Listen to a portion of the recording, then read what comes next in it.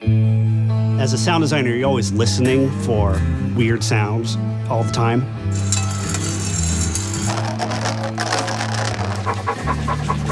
Anytime you're able to just record that interesting sound, you know, there's gonna be a use for it that we can contribute to the Blizzard sound library as well.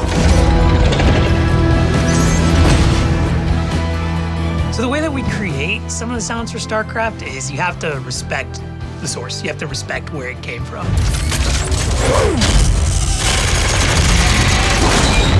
There's definitely a tonality and a character to each race in StarCraft that there's it's a very specific range where they all kind of live.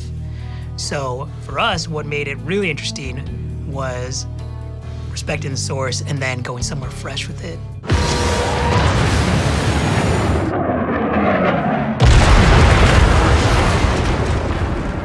So for the new maps, Braxis Holdout and Warhead Junction, they are quite different than any other maps that we've put out so far in that they have different material types. There are different textures that cover the whole map, so that requires a different sound set. So it's very vibrant. There's a lot of dynamics going on with metal breaking and shattering.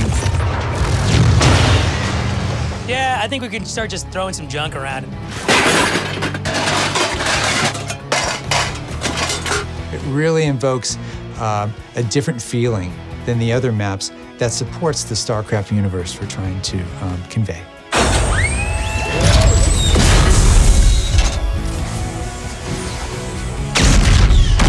So the Terran, they're kind of a dirtier type of sound for sci-fi. It's kind of really realistic and not very synthetic a lot of the time. When we recorded the 3D printer, it was really cool. It was a really sci-fi kind of sound. There's a lever that comes up when you start the 3D printer. So I took little snippets of that and kind of mixed it in with some of the dirtier real-life sounds, and that worked out pretty well for the Archangel footsteps. Another area of the map that is really interesting are the cages, the holding pins.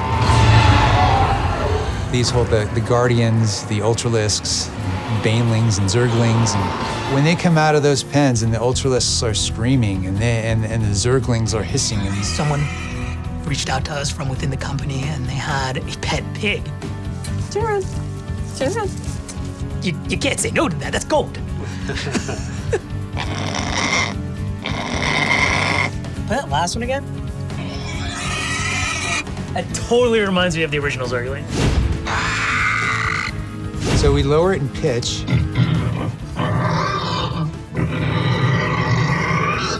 Then the final product, after some extra embellishment, we end up with something like this.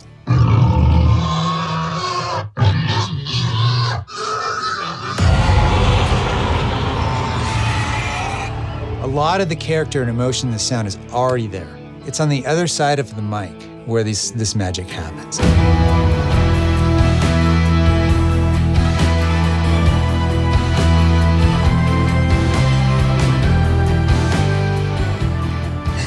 That's just a happy pig. That's just a pig. That's Very just a happy happy little pig.